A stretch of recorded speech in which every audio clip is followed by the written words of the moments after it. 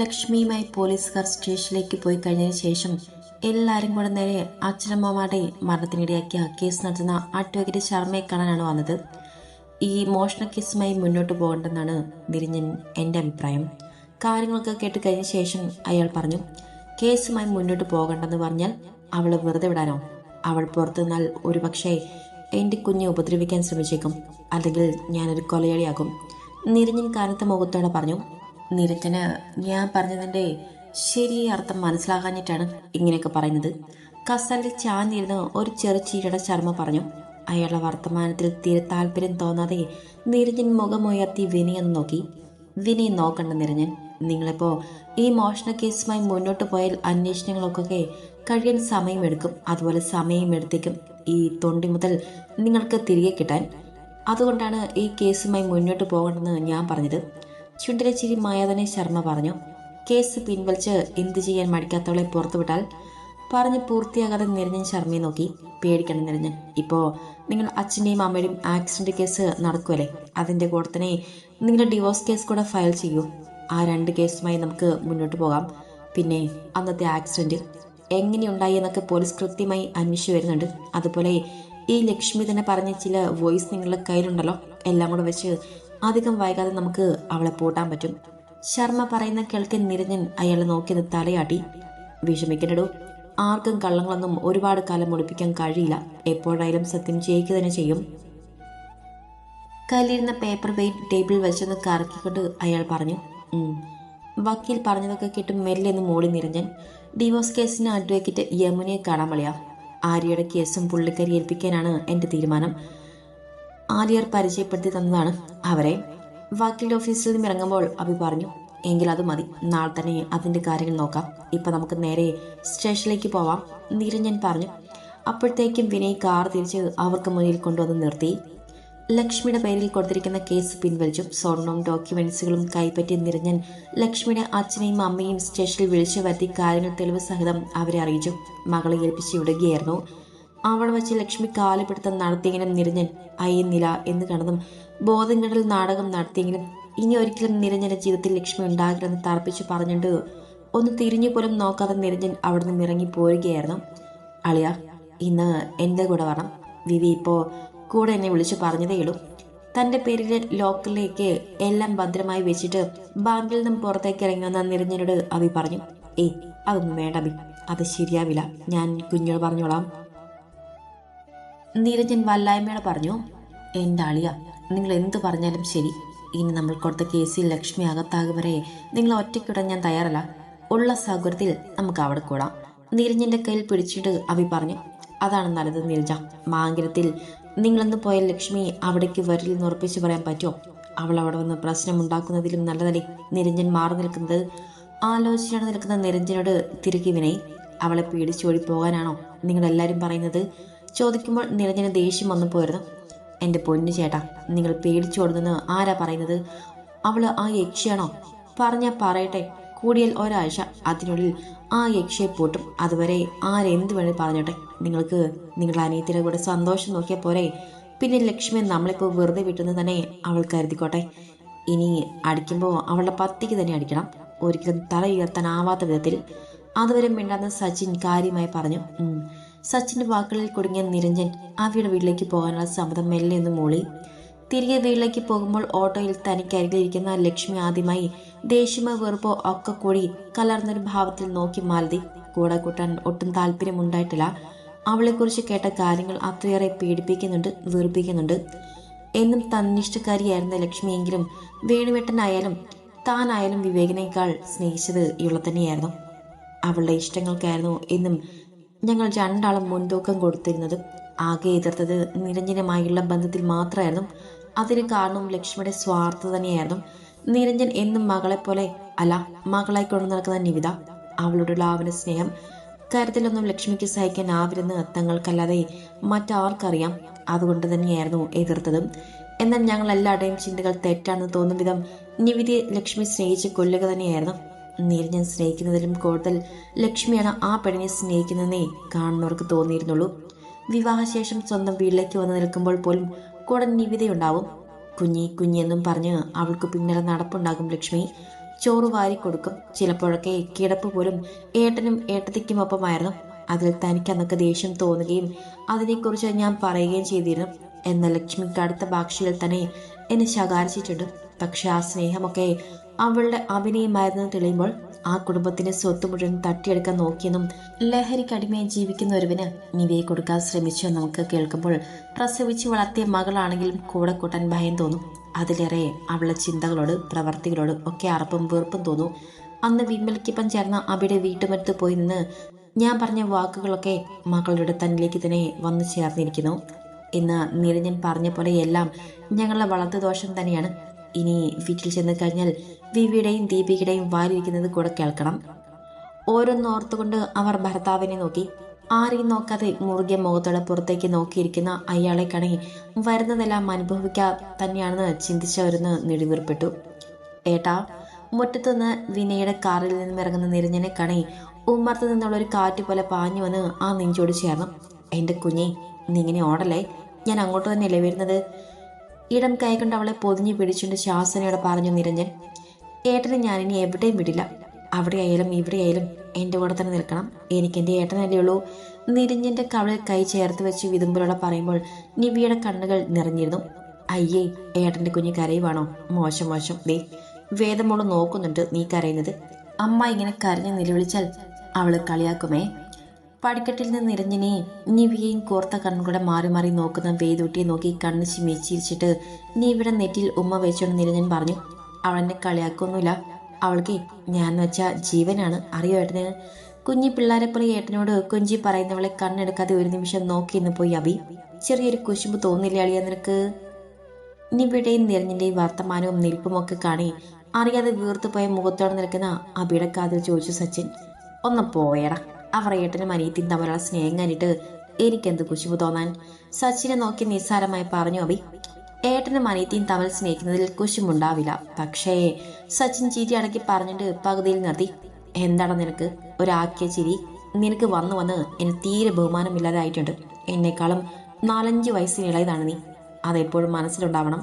കപട ദേഷ്യത്തോടെ സച്ചിൻ നോക്കി ഞൊടിഞ്ഞു അബി. ശടാ, പ്രായം ഇച്ചിരി കുറവാണെന്ന് വെച്ച് എനിക്ക് സത്യം പറഞ്ഞൂടെ? കാറിലേക്ക് ചാഞ്ഞിന്നുകൊണ്ട് സച്ചിൻ സ്വയം എന്നോണം ചോദിച്ചു.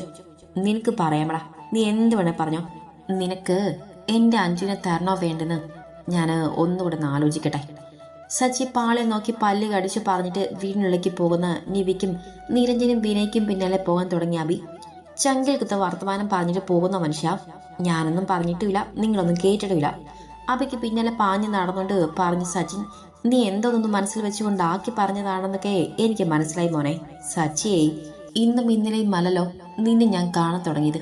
നിന്റെ ഒരു നോട്ടം പോലും എങ്ങോട്ടാണ് എന്താണെന്നൊക്കെ എനിക്ക് മനസ്സിലാകും. ഇനിയിപ്പോ ഒന്നുമില്ലെന്ന് പറഞ്ഞാൽ പറ്റില്ല. നീ പറഞ്ഞിട്ടുണ്ട്, ഞാൻ കേട്ടിട്ടുണ്ട്. അതുകൊണ്ട് മോൻ വ്യക്തമായി പറഞ്ഞു. ഇല്ലെങ്കിൽ എൻ്റെ അഞ്ജുവിനെ ഞാൻ ഒന്ന് നിർത്തു മനുഷ്യ. ഞാൻ എന്താ ഉദ്ദേശിച്ചെന്ന് പറഞ്ഞാൽ ഈ കെറുവ് തീരുമല്ലോ. അബിയെ പറഞ്ഞ് പൂർത്തിയാക്കാൻ വിടതെ സച്ചി തിരക്കി. മുന്നിൽ പാ പോലെ നിൽക്കുന്നവനെ നോക്കി അബി ഗൗരവത്തിലൊന്ന് മൂളി. അതേ അളിയാ, ഞങ്ങളെ നീവിക്കൊച്ചതാ ഇവിടെ അങ്ങ് കയറി ഇരിപ്പ് ഉറപ്പിച്ചെന്ന് എനിക്ക് മനസ്സിലായി. അബിയുടെ ഇടനെഞ്ചിൽ വിരൽ കൊണ്ടെന്ന് കുത്തിക്കൊണ്ട് സച്ചിൻ പറഞ്ഞു. ചക്കൻ കുറുമ്പോടെ പറയുന്ന കേട്ട് ആദ്യം ഒന്ന് ഞെട്ടിയെങ്കിലും അതേ ഗൗരവത്തോടെ തന്നെ ചോദിച്ചു അബി. അത് പിന്നെ നിങ്ങളെ ഇഷ്ടം നീവിക്കൊച്ചിന് അറിയില്ലല്ലോ. ഈ നമ്മൾ സ്നേഹിക്കുന്നവർ നമ്മുടെ മുന്നിൽ വെച്ച് മറ്റുള്ളവരെ കൂടുതൽ സ്നേഹിക്കുമ്പോൾ സ്വാഭാവികമായും ചെറിയൊരു അസൂയൊക്കെ ഉണ്ടാകും. അങ്ങനെ ഒരു കുഞ്ഞു അസൂയ അളിയിലുണ്ടായെന്ന് എനിക്കൊരു ഡൗട്ട്. അതാണ് ഞാൻ ചോദിച്ചത്. അബിയുടെ ഗൗരവം നിറഞ്ഞ മുഖത്തേക്ക് നോക്കി സച്ചിൻ പറഞ്ഞു.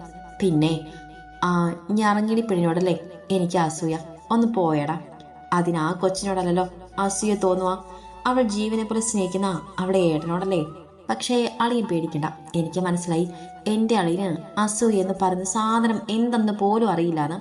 ചിരിയോടെ പറഞ്ഞു കഴിഞ്ഞതും അബിയുടെ മുഖത്തേക്ക് പോലും നോക്കാതെ വീട്ടിനുള്ളിലേക്ക് ഒറ്റ ഓട്ടമായിരുന്നു സച്ചി. ഈ ചെറുക്കൻ ഓരോന്ന് പറഞ്ഞ് മനുഷ്യൻ നാണം കെടുത്തുവാവോ. സച്ചിയുടെ ഓട്ടം കണ്ട് ചെറുചിരിയോടെ പറഞ്ഞുകൊണ്ട് അവന് പിന്നാലെ വീട്ടിലേക്ക് കയറി അബിയും. ഇന്ന് എനിക്കിവിടുന്ന് ഇറങ്ങാൻ പറ്റില്ല പ്രവി. ആകാശ് ഇവിടെയുണ്ടെന്ന് അവന് ഓഫാണ്. ഫോൺ ചെവിയുടെ ചേർത്ത് പിടിച്ച് അടക്കി പറഞ്ഞിട്ട് ബാൽക്കണിയിലേക്ക് ഇറങ്ങി വന്ന് നിന്ന് വൈഷ്ണവി. അവനുണ്ടെങ്കിൽ നിനക്ക് എന്താടി? എന്തെങ്കിലും കള്ളത്തരം പറഞ്ഞ് ഇറങ്ങാൻ നോക്ക്.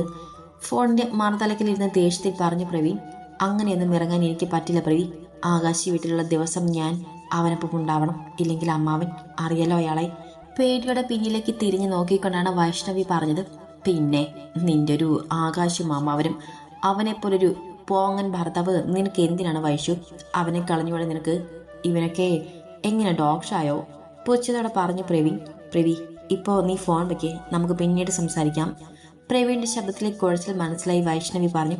ഫോൺ വെച്ചേക്കാം, പക്ഷേ എനിക്കിന്ന് നിന്നെ കാണേണ്ട രീതിയിൽ ഒന്ന് കാണണം. ഇന്ന് നിന്നെ തിരികെ വിട്ടില്ല ഞാൻ. സ്ഥലം നമ്മുടെ പണ്ടത്തെ സ്ഥിരം സ്പോട്ടായ അച്ഛൻ്റെ പൂട്ട് കിടക്കുന്ന റൈസ് മില്ലിന്റെ മുകളിലെ നിലയിലെ റൂം. വശ്യമായ ശബ്ദത്തിൽ പറയുമ്പോൾ അവനുള്ളിൽ വൈഷ്ണവിയുടെ സർവ്വസൗന്ദര്യം തന്നെയായിരുന്നു. ഞാൻ നോക്കട്ടെ പ്രവി, വരാൻ ശ്രമിക്കാം ഞാൻ. ഇനി ഇങ്ങോട്ട് വിളിക്കലായി. താഴെ നിന്ന് ആരോ കയറി വരുന്ന പോലെ തോന്നിയ വൈഷ്ണവി വെപ്രാളത്തോടെ പറഞ്ഞുകൊണ്ട് ഫോൺ കട്ട് ചെയ്തു. നീ വരും, വരാതെ ഇവിടെ പോകാൻ. വൈഷ്ണവിയെ നല്ലോണം മനസ്സിലാക്കിയ പ്രവീണിന് ഉറപ്പായിരുന്നു എന്ത് തന്ത്രം പ്രയോഗിച്ചെങ്കിലും അവളിന്ന് തൻ്റെ അടുത്ത് എത്തുമെന്ന്. നീ എന്താ ഇവിടെ മാറിന്ന് ഫോണിൽ സംസാരിക്കുന്നത്? കുറച്ചു നേരമായല്ലോ. ആരായിരുന്നു ഫോണിൽ? ബാൽക്കണിയിലേക്ക് ഇറങ്ങി വരുമ്പോൾ തന്നെ വൈഷ്ണവി വെപ്രാളത്തോടെ ഫോൺ കട്ട് ചെയ്യുന്നത് കണ്ട ആകാശി ചുമരിൽ ചാരി കൈ കെട്ടുന്നുകൊണ്ട് ചോദിച്ചു. അത് അമ്മയാണ് ആകാശ് വിളിച്ചത്. ഇന്ന് വൈകിട്ട് ഒന്ന് അങ്ങോട്ട് ചെല്ലുമെന്ന് ചോദിച്ചു. അവന്റെ ചോദ്യത്തിൽ ആദ്യമൊന്ന് പരിഭ്രമിച്ചുവെങ്കിലും പ്രവീണിന്റെ അടുത്തേക്ക് ചെല്ലാൻ ഒരവസരം കിട്ടിയല്ലോ എന്നോർത്തുകൊണ്ട് വൈഷ്ണവി പറഞ്ഞു. ഇന്ന് ഞാൻ വീട്ടിലുള്ള ദിവസം എൻ്റെ കൂടെ നീ ഉണ്ടാവണമെന്ന് ഞാൻ പ്രത്യേകിച്ച് പറയണോ വൈഷു? മുന്നിൽ നിൽക്കുന്നവളെ വലിച്ച നെഞ്ചിലേക്കിട്ട് ചുറ്റി പിടിച്ചുകൊണ്ട് റൂമിലേക്ക് കയറുമ്പോൾ ആകാശ് തിരക്കി. അവിടെ അമ്മയും അച്ഛനും മാത്രമല്ലേ ഉള്ളൂ ആകാശ്. അവർക്ക് എന്തെങ്കിലും അത്യാവശ്യം ഉണ്ടായി കാണും, അതാണ് എന്നോട് അങ്ങോട്ട് ചെല്ലാൻ പറഞ്ഞത്. കഴുത്തിൽ കൈ ഇഴയുന്ന അവന്റെ ചുണ്ടുകളിലെ ശരണത്തിൽ പിടഞ്ഞുകൊണ്ട് വൈഷ്ണവി പറഞ്ഞു. വൈകിട്ടല്ലേ പോകേണ്ടത്, അതുവരെ എൻ്റെ കൂടെ തന്നെ ഉണ്ടായാൽ മതി. അതുപോലെ ഞാൻ ലീവായി നിൽക്കുന്ന ദിവസമുള്ള പോക്ക് ഇന്നത്തോടെ അവസാനിപ്പിക്കണം, കേട്ടല്ലോ. അവളുമായി ബെഡിലേക്ക് ചായുമ്പോൾ അല്പം കടുപ്പത്തിൽ പറഞ്ഞു ആകാശ്. എന്നാൽ അതിന് മറുപടി പോലും പറയാൻ കഴിയാതെ അവന്റെ ശരീരത്തിനടിയിൽ ഞെരിഞ്ഞമർന്നു പോയിരുന്നു വൈഷ്ണവി. അമ്മ എന്തിനാ ഈ സ്ത്രീ ഇങ്ങോട്ട് കൂട്ടിയത്? ഇവരിവിടെ ഉണ്ടെങ്കിൽ ഇനി ഒരു നിമിഷം പോലും ഞാൻ ഇവിടെ നിൽക്കില്ല. വിവേട്ടൻ വന്നാലുടൻ ഞാൻ എൻ്റെ വീട്ടിലേക്ക് പോകും. ലക്ഷ്മിയുമായി വീട്ടിലേക്ക് വന്ന് കരുതും വിവേക് വിളിച്ചു പറഞ്ഞ കാര്യങ്ങൾ അറിഞ്ഞിരുന്ന ദീപിക പൊട്ടിത്തെറിച്ചുകൊണ്ട് പറഞ്ഞു. എൻ്റെ വീട്ടിൽ വരാനും താമസിക്കാനും എനിക്ക് നിന്റെ അനുവാദം വേണോടി. ഉമ്മർത്തതിന് നിൽക്കുകയെന്ന ദീപയ്ക്ക് നേരെ പാഞ്ഞടുത്തുകൊണ്ട് ലക്ഷ്മി ചോദിച്ചു. ലക്ഷ്മി. ദീപയ്ക്ക് നേരെ പാഞ്ഞു ചെന്ന ലക്ഷ്മി വേണുവിന്റെ അലർച്ച കിട്ട് പിടിച്ചു കെട്ടിയതുപോലെ നിന്നു. എന്താഴി അവൾ പറഞ്ഞു കേട്ടപ്പോൾ പൊള്ളുന്നോ നിനക്ക്? ഞങ്ങൾക്ക് പോലും നീ വീട്ടിലേക്ക് വരുന്നത് ഇഷ്ടമല്ല, പക്ഷേ വേറെ നിവൃത്തിയില്ലാത്തത് കൊണ്ട് മാത്രമാണ് നീ ഇങ്ങോട്ട് കെട്ടിയെടുത്തത്. അടങ്ങി ഒതുങ്ങി നിൽക്കാമെങ്കിൽ മാത്രം ഇവിടെ നിന്നാൽ മതി, ഇല്ലെങ്കിൽ ഇപ്പോൾ ഈ നിമിഷം ഇവിടെ നിന്ന് ഇറങ്ങിപ്പോക്കൊള്ളാം. എങ്ങോട്ടാണെന്ന് വെച്ചാൽ. വേണു വെറുപ്പും ദേഷ്യവും കലർന്ന ശബ്ദത്തിൽ പറഞ്ഞു. കഴിഞ്ഞോ? വെറുപ്പോടെ തന്നെ നോക്കി പറയുന്ന അച്ഛനെ കൈയും കെട്ടി പൊച്ചത്തോടെ നോക്കിയെന്നുകൊണ്ട് തിരക്കി ലക്ഷ്മി. എന്ത് കഴിഞ്ഞോന്ന്? ലക്ഷ്മി തറപ്പിച്ച് നോക്കിക്കൊണ്ട് അയാളെ നിന്നു. അല്ല, ഈ തുള്ളൽ നാടകം കഴിഞ്ഞോന്ന്? ഞാൻ ഈ വീട്ടിൽ സ്ഥിരതാമസത്തിന് വന്നൊന്നുമല്ല. ഇന്ന് ഒരു ദിവസം, ഒരേ ഒരു ദിവസം മാറി എന്തു പറഞ്ഞാലും ചെയ്താലും ഞാൻ ഇവിടെ നിൽക്കും. നാളെ രാവിലെ തന്നെ ഞാൻ രഞ്ജുവിൻ്റെ അടുത്ത് പോകും. എല്ലാവരെയും മാറി മാറി നോക്കി പറഞ്ഞിട്ട് യാതൊരു എളുപ്പമില്ലാതെ പറഞ്ഞിട്ട് വീടിനൊടുക്കി കയറിപ്പോയവൾ തൻ്റെ മുറിയിൽ കയറി വാതിൽ വലിച്ചടിച്ചു. അവിടെ ചെന്ന ഇവളെ ആ ചെറുക്കൻ കൊല്ലും, അതെനിക്ക് ഉറപ്പാണ്. ഞാനിനി എന്താ ചെയ്യുക ദൈവമേ? തലയിൽ കൈവച്ച് കരഞ്ഞുകൊണ്ട് നിലത്തേക്ക് പടഞ്ഞിരുന്നു മാരുതി. ഇപ്പോഴേ കരഞ്ഞ് കണ്ണീര് പാഴാക്കണ്ട. ആ കയറിപ്പോയ പിശാചിന്റെ പ്രവതകൾ ഓർത്ത് കരയാൻ ചിലപ്പോൾ ഈ ജന്മം പോലും പോരാതെ വന്നേക്കും. ലക്ഷ്മി കാണിച്ച കുട്ടത്തിൽ ഇതുവരെ അറിയാതെ പോയ കാര്യങ്ങൾ ഇനിയുമുണ്ടെന്നൊരു ബോധത്തിൽ ആ ഉമ്മർത്ത് ചാരി കാസറിൽ തളർന്നു കിടന്നുകൊണ്ട് വേണു പറഞ്ഞു. എന്നാലും ഇവള് ഒറ്റയ്ക്ക് ഇത്രയും കാര്യങ്ങളൊക്കെ ചെയ്ത് കൂട്ടിയാലോ എന്ന് ഓർക്കുമ്പോൾ പോലും എനിക്ക് പേടി തോന്നുന്നു. ചുമരിൽ ചാരിന്ന് കണ്ണുനീർ തുടച്ചുകൊണ്ട് പുലമ്പി മാരുതി. ഒന്നുമായിട്ടില്ല, ഇനിയും ഉണ്ടാകും ആ പിശാചിന്റെ ചതിയും വാഞ്ചനയും.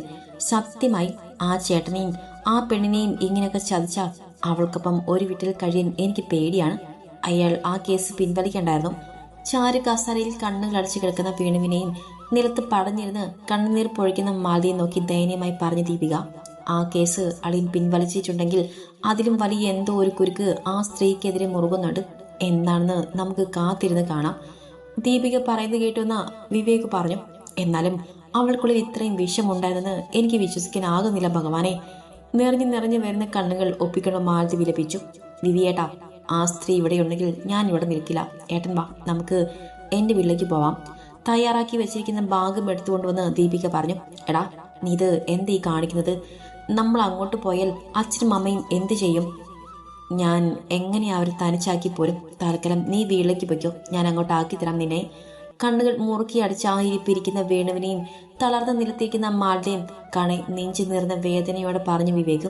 അച്ഛനും അമ്മയും വരുന്നുണ്ടെങ്കിൽ അവരും വന്നോട്ടെ, അല്ലാതെ വിവിയേട്ടൻ ഇവിടെ നിൽക്കാൻ ഞാൻ സമ്മതിക്കില്ല. അവനെ ചുറ്റിപ്പിടിച്ചുകൊണ്ട് പറഞ്ഞു ദീപിക. വിവി, നീ ദീപുവിനെ ഒപ്പം പൊയ്ക്കോ, ഞങ്ങൾ ഇവിടെ തന്നെ ഉണ്ടാകും, അവള് ഞങ്ങളൊന്നും ചെയ്യില്ല. തന്നെ ദയനീയമായി നോക്കി നിൽക്കുന്ന മകനോട് വേണു പറഞ്ഞു. അച്ഛാ, ദീപുവിനെ വീട്ടിലാക്കിയിട്ട് ഞാനിങ്ങി പോരും. അയാളുടെ കിടപ്പ് പറയാതെ ഇരിക്കാൻ അവനായില്ല. എന്നാൽ വിവേക് പറഞ്ഞത് കേട്ടുനിന്ന ദീപിക ദേഷ്യത്തിൽ ഭാഗം വലിച്ചെടുത്തുകൊണ്ട് പുറത്തേക്ക് ഇറങ്ങിപ്പോയി.